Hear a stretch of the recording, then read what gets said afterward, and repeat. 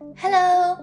Welcome to the Unicorn Podcast, where you can learn everything about Unicorn Tribe Toastmasters Club, a high-quality, high-functioning Toastmasters club from Richmond, BC, Canada, with members joining from all over the world. This is Chen, and I'm from the Unicorn Tribe Toastmasters Club.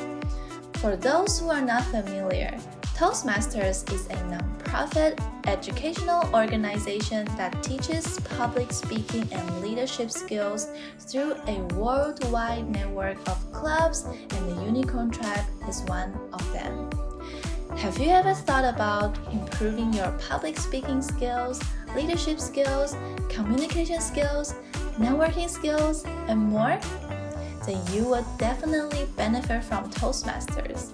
And Unicorn Tribe Toastmasters is your best place to start. Today's guest is Dorothy Miller. She's a coach, speaker, and author. She has been a Toastmaster for 8 years and is currently a member of 2 community clubs and 1 advanced club. Today, we will be talking about how the Toastmasters experience has changed her life. It is an honor to welcome one of the founders of the Unicorn Tribe Toastmasters Club and immediate past Vice President of Education. Please join me in welcoming distinguished Toastmaster Dorothy Miller. Hello, Dorothy. Thank you for coming for today's podcast. It's my honor to invite you to my podcast today. Thank you, Sandy. It is my pleasure to be here with you. Thank you. Let's get started. Dorothy, since you have been in Toastmasters for 8 years, what first attracted you to Toastmasters? Well, that's a big question, Sandy, because I didn't come to Toastmasters in kind of the normal way that most people do. And it is a bit of a story. I grew up with a girlfriend, my best friend, who I had known since I was 10 years old. We went to school together. We grew up in the same neighborhood. We spent time at each other's house. And her father was very well-spoken and very congenial. He loved to talk to people. So I had grown up listening to him. And as I became an adult, he started talking to me differently and mentioning that he was a Toastmaster. And it really intrigued me because when he spoke, it was so genuine. He really cared about what you had to say and what your answers were. He encouraged me to go and check out Toastmasters. And I didn't for many, many years until the year, it was July, that he passed away. It was July and I still hadn't gone to a Toastmasters meeting, and I told him that I would. As I sat in his service, there were many Toastmasters present. And by September, I said, okay, I am not going to sit on my tuff any longer. And I went to my very first meeting and I've never left. And over these 8 years, what keeps you motivated to be a Toastmaster for this long time? Well, Sandy, I want to share with you what my vision for myself was when I joined. I really didn't have a fear of speaking. I was really comfortable speaking. As a matter of fact, I probably spoke more than I should have spoke. I always have had a lot to say. So when I went, it was more with this knowledge that I want to continuously improve myself in all aspects of my life. So that's really what prompted me to go and why I stay, because let's be really honest, is that we never stop growing. Yeah. And we never should stop growing. So it made sense to me that this was a good place for me, because no matter where I was, I could always improve. And the platform that Toastmasters uses, the organization, the foundation of what they are and who they are is a really positive role model to continue your own personal growth. And I think you've probably experienced that too, Sandy. It Yes. is so positive. Yeah, very positive environment for sure. And what about, could you share like what you love about Toastmasters? Wow. Well, there are a lot of things I love about Toastmasters. High on that list would be the camaraderie of the people in the clubs. And I will be honest again here to tell you that for probably the first, well, definitely for the first 2 years, I simply stayed in my club. I went to my club meetings faithfully every Tuesday night. I was at my club meeting. And the more senior Toastmasters were telling me about other ways that we could get involved in Toastmasters and other places and things we could do. And I said, I'm good right here. I'm good. Until after 2 years, one of my Toastmaster friends invited me to go to my first ever district conference. And that opened my eyes to a whole new world that I didn't even know existed. It was the conference was in Richmond, and I just couldn't believe it. When I walked into that room on Friday night and I saw probably 200 people in that room, all Toastmasters, there because they were wrapped up in this movement of self-improvement. I couldn't believe that I had never been there before. And I tell you, I don't miss a conference. Ever since I've not missed a conference. I'm there every year because it is just, again, so positive and encouraging, and listening and learning from other people. It is the best education anyone can hope for. Yes, I agree with you. This year, I also joined the conference online. It is my first time. And then it's really an eye-opening while watching all of the contestants doing their speech. I was like, wow, I woke up at 5 a.m. and watched those speech. I was like, wow, I was really amazed by them. And also the education session is really a good time for everyone to learn from different people. It really is inspiring. Yeah. There's no way that you can sit or go and watch and listen to speakers and people who are the leaders without feeling moved and touched. Mm-hmm. It's hard to wrap my head around why anyone would get a taste of it and want to leave, because it is so positive. And I keep using that word positive. And I guess because I really believe in surrounding yourself with positive energy, with positive people, with positive thinking, because that's what makes you move mountains, is positivity. Yes, that is right. Throughout years of involved in Toastmasters, what is the most valuable lesson you have learned? This is going to take me back to the beginning of my journey. As you know, Sandy, there are many roles in a Toastmasters meeting, and members new and experienced jump in. When you're not ready, you still do it. So I remember when I was timer at the beginning. Mm-hmm. Now, timer is one of the first roles that we get new members to do. And I remember being the timer. And when I was done the role, I looked back and I realized that that role in particular, for me anyway, taught me that not only how to keep track of people's time, whether it be a speaker or how the meeting ran, but it taught me that I wasn't as good of a listener as I thought I was. It helped me to become a better listener.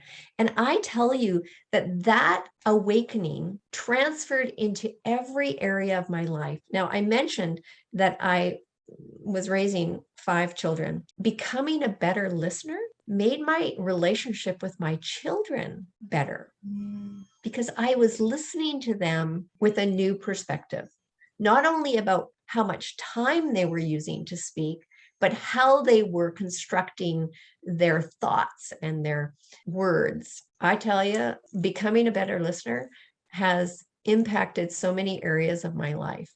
I now am, since motherhood is done, although I'm not sure that is even real. I don't know that motherhood can ever be done. Even now in my coaching and in my mentoring that I do, in every area, even with my husband, I notice how I am far more attentive to that skill of being a better listener. So that's the most impactful thing that I have experienced. And I want to add one more, and that is that I am not afraid to do things, but I am nervous about it when it's happening to me because there's some self-doubt. Can I really do this? And I remember when I was asked to be a chairperson for the very first time, I was still a fairly new Toastmaster. Like I was only 2 months in and I was asked to chair a meeting, and there was self-doubt. I can't do this. I had been listening to them do it and they were so good. And I thought, what if I fail? I cannot do it the way they did it. So my lesson was do it anyway, because it's in doing that we overcome that doubt. And it is the safest place to do anything new in a Toastmasters meeting than anywhere else, because you are in an environment where your audience, the people that you were with, they want you to succeed more than any other audience because they're in the same place as you. That's huge for me, getting over that self-doubt. So to sum that all up, it is to say yes to an opportunity even when you don't think you're ready. I totally agree with you because I also came from there until now, from a timer, chairperson, every role that I've taken. I thought the first time for everything is scary. You'd agree, right? Yeah, I thought in like first time when I did timer, I thought it was the easiest role to take. But when I was timing, I was like, oh my God, I was listening to the speakers and other roles were speaking, and then I forgot I have to time. You get distracted. You get wrapped up in something else. Yes. It's amazing, isn't it? Yes. Well, I'm glad we've experienced the same thing, Sandy. And we all do. That's what's so nice about Toastmasters, is because I know that everyone who is asking me to do something has already done it themselves. So they know what I'm feeling and I'm experiencing. Mm-hmm. And also, I think another important thing is the club members are being very supportive for you to take the role. If the club member is not that supportive, maybe you will always be very afraid of taking those roles. When I was chairperson for that very first time, I guarantee you 100%, it was not perfect. It wasn't perfect. And yet my club members made me feel like I had done a fabulous job. And I knew I hadn't. I made flubs along the way, but they made me feel like, yes, good job. You did it. And was so encouraging. Wow. Where else do you get that? That is correct. Yeah. I had the same feeling as you when I did my first chairing. Everyone came to Sandy, you did a great job. I was like, is that real? I don't think I did a great job. Yeah, but I would say that encouragement make people feel more confident to do it next time. Yeah, it's not about perfection. Mm-hmm. It's about learning and growing and working towards just simply bettering yourself. It's not about perfection. Yeah. That is correct. I don't think any of us will ever reach perfection. And, you know, even our international president of Toastmasters, her and I have talked about this. There's no perfection. She's not perfect. And she's the international president of Toastmasters. Mm-hmm. That's right. And Dorothy, I would like to ask, could you share with us what has Toastmasters influenced in your personal or professional life? You have mentioned your personal life. What about the professional life? That's great, because Toastmasters really catapulted me into my professional life in that I'm a doer. I like to get things done, which means that I often do things myself rather than let the person who is supposed to be doing it do it. So, what Toastmasters did was it taught me how to become a more effective leader, because leaders aren't put there to do the tasks necessarily, but rather to help the others accomplish what they need to accomplish. I would not have guessed that 8 years ago, that that would be so impactful in my professional life. And it has truly made me a leader that I am proud of myself for being the leader I am, thanks to Toastmasters, because I can now lead people, guide people to where they want to go without telling them what to do, but empowering them to see what they can do. Mm-hmm. And therefore, I know that I am making a difference in the people that are around me because I empower them. And all kinds of things go along with that. I'm a better listener. I'm more attentive to other people's opinions and thoughts, and I empower them to take action themselves. I will just tell you a little story. There's a lady from one of my clubs that I belong to that English is her second language, and she's from India, and her profession back home was an elementary school teacher. Mm-hmm. And she is now a mother of two children and living here in Canada. And yet her English wasn't perfect, but it was very good. But she lacked that confidence. And yet I discovered in working on projects with her in our club that she had so many skills, and skills that she was strong in areas where I wasn't strong. So I would call her up and say, hey, can you help me out with this? Because I knew that she knew how to do it. And that simple thing, what I just described, asking her to teach me, empowered her to feel that self-confidence in that she could do other things. So this went on for quite a while, several years. And when I was chairing the District 21 conference one year, I had been mentoring her in an informal way for many years, so that when it came to that opportunity, I asked her to be my registration chair. And we had developed such a positive relationship and understanding about where her strengths were that she didn't even hesitate to agree to take the role. Now, registration is a big role. I mean, we're talking about registering 200 people for an event, tracking all of their menus and what sessions they want to attend, and taking payments. She tracked it all flawlessly. She was absolutely fabulous. That is just, it made me feel so rewarded that she was experiencing success, and I got to be a small part of that because it was already there in her. I just helped her feel the confidence and bring it out. That story is very inspiring.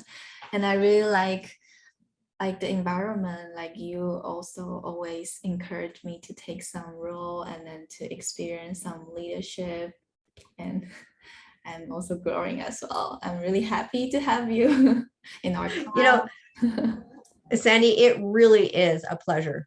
The one thing that, to add to that, the one thing that has made a big difference to me is that in Toastmasters, many people in my journey have taught me that ask and you shall receive. Now, that's actually a biblical phrase, but in Toastmasters, they go above and beyond. I could ask you to do something for me, and you could legitimately say, I'm sorry, I am already booked on that day. I can't do that.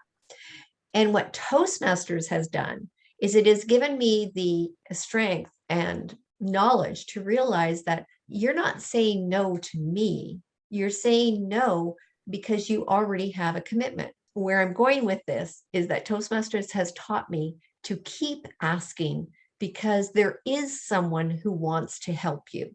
It may not be that person that you want, but keep asking. And Margaret Page actually taught me that. Keep asking. Don't take it personally. Just because the first person you ask says no doesn't mean that everyone is going to say no. And that was a huge lesson for me. And I think that's pretty universal. If we ask someone to do something and they say no, a lot of us tend to back off and go, oh, no, I'm being rejected. And we take it personally. Yeah. I've learned to not take it personally. Keep asking. That's me. If one person reject me, then I will feel like, okay, everyone will reject me. So I never keep asking. But okay, I'm learning today. So in the future, I will keep asking. That's a good lesson. Thank you. Makes all the difference. Makes all. Yeah. Why is that? Why do we feel that rejection when it's simply not true? Just keep asking. Not sure why we have that thought.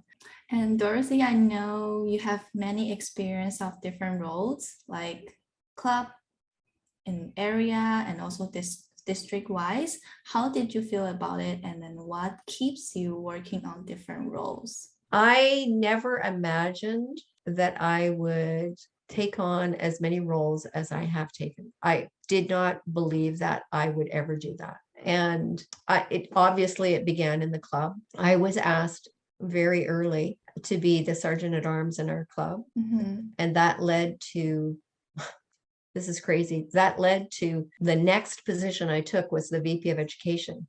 And now, Sandy, you know that going from sergeant at arms to VP of Education is a big jump. It wasn't, I think it was a natural jump for me because I am a natural teacher. I love to teach. And really, VP of Education is exactly that. You help teach. And so I was VP of Education. And from there, I went to club president, which is, again, a big leap. And it was taking on those executive roles within our club that gave me the confidence and the comfort zone. You know, it created that cushion for me to look outside of my club and see what else was there that I could go and not only learn from for myself, but how I could serve others. Mm-hmm. And I'll pause right there for a minute, because that was another lesson that Toastmasters taught me, is that I first joined for me. I joined because I wanted to improve myself. And along the way, I realized that the more people I serve, the more I grow and learn. Therefore, moving outside of the club roles, my next position was actually the conference chair that one year, which was, again, a huge leap. And it actually took me many times. I was asked many times to take that role, and I said no. I think I said no 4 times. No, can't do that. Not me. You've got the wrong person. And they just kept asking until I finally said yes. So why did I go into the area? Because I know that I feel fulfilled when I am serving others. So that was a natural. And these past 2 years have been really pivotal for me, because COVID has actually been a positive influence in my life, because it allowed me to teach people how to run a speech contest online. And I found out that's where I was really shining, that I wasn't afraid to do that. And I just wanted to share with everybody else how to do it. Mm. And it was a good thing. It's led to tremendous things for me.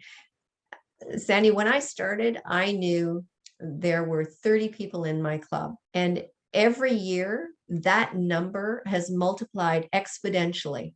I can't even tell you how many Toastmasters I know now. There are so many. And that happened because I went out of my club into my area, into my division, into my district to serve others. And they have just enriched my life tremendously. Why wouldn't you want that? So I serve, and I kid you not, I receive more than I give. Mm-hmm. And yet the other people think that they're receiving more than they're giving. Isn't that the way it's supposed to be? Yes. Give and you shall It's receive. amazing. And I don't want to stop that journey of serving, because you really do receive more when you give more. Yeah, and I'm pretty sure when you see the people you help, they also grow at the same time. You might feel really, really, it's like saying kind of achievement, Mm-hmm. right? It's kind of funny because, when you've done something to help someone succeed, they say thank you, and really the thanks is for them. Thank you for stepping up and seeing your own potential. It's fabulous. We are almost approached the end, and I have two more questions for you. What advice would you give to those who haven't joined Toastmasters if they are not sure whether to join? Wow. What advice would I give to someone who was unsure about joining Toastmasters? Well, you never know what you are going to receive. And yet, so my advice would be to do it anyway, because I guarantee you that you will receive more than you ever imagined possible. Why wouldn't you want to improve yourself? Ask yourself that. Mhm. Because Toastmasters has a 94-year history of serving people just like you and I. Sandy, I don't know if you realize, but when Toastmasters first began 94 years ago, it was a men's club. Yes, There were no women in it. yeah, I heard about this story. Yeah, I find that very powerful.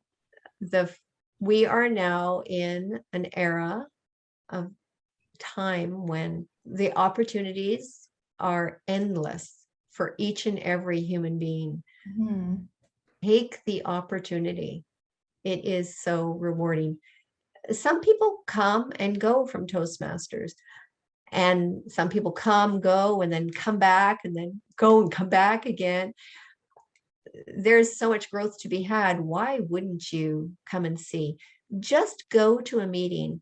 And if you go to a meeting and you're not impressed with that particular meeting, I encourage you to go to a different meeting, because the wonderful thing about Toastmasters clubs is each one is unique as the people who are in the club. Not all clubs are for everyone. Sandy, you and I know we're a member of the same club, and we attract a certain kind of people in that club because of who the people are in our club. And my other clubs, it's the same is true. We do things a little different in another club. Even though we're following the same program, we have little tweaks on doing things differently. There are clubs out there that are specifically humorist clubs. So if you want to improve your humor, there's a club for you. If you want to improve your professional edge, there's a club for you. If you want to improve your there are dinner clubs where you have dinner and then you practice your speaking, and it's a totally different environment.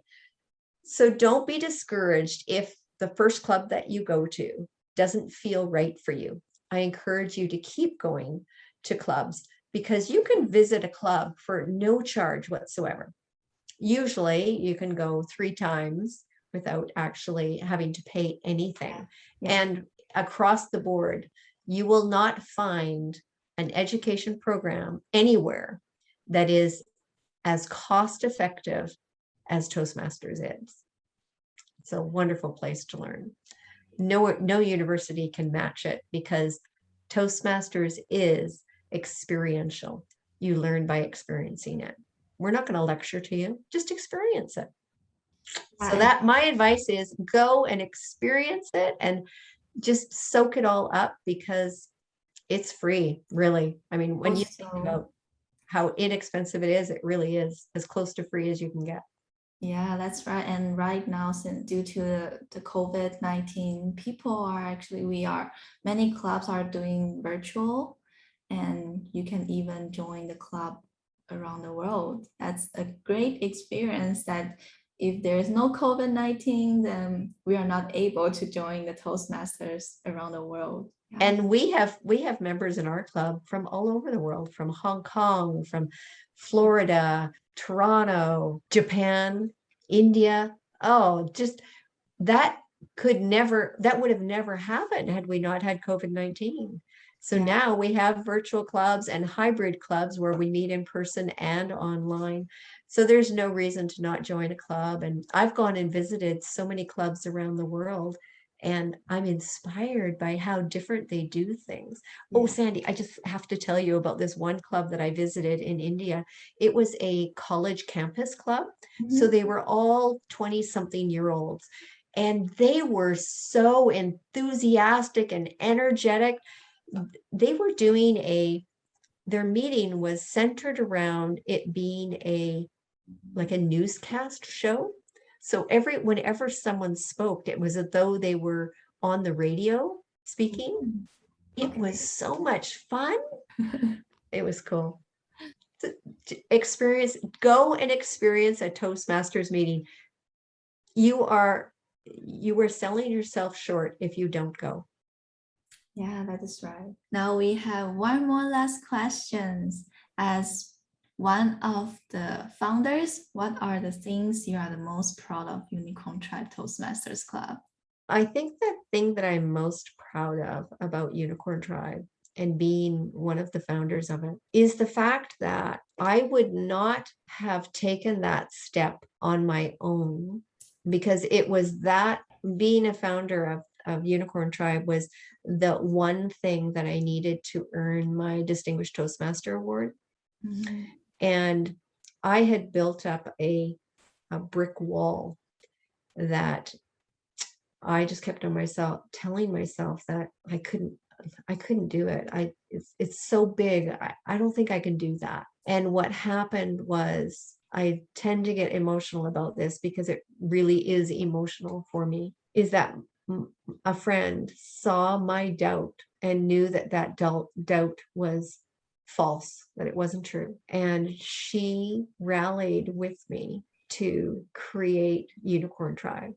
So I got to become part of a team that I was emotionally attached to, because it started because I needed to sponsor this club in order to earn my Distinguished Toastmasters Award. And it is a big task, and yet it was never big because I was surrounded by people who were on the same mission. And I love that about Toastmasters, is that when someone helps you, go and help 10 more people, because you change lives when you help other people. And I am so grateful that those people helped me to, one by one, take down those bricks that I had put in front of myself and get to the other side and become a founder of Unicorn Tribe. And it really is a remarkable place to be, because the commitment of that original founding membership to always provide an environment that was going to set a really high standard, that we would be a high functioning club. I'm honored to be associated with a club that promotes itself to be a high functioning club. Why wouldn't you want that? And I do. So I am grateful to the other people who helped me to become one of the founders, because I certainly didn't do it alone. And had I not done it, I wouldn't know Sandy Chen.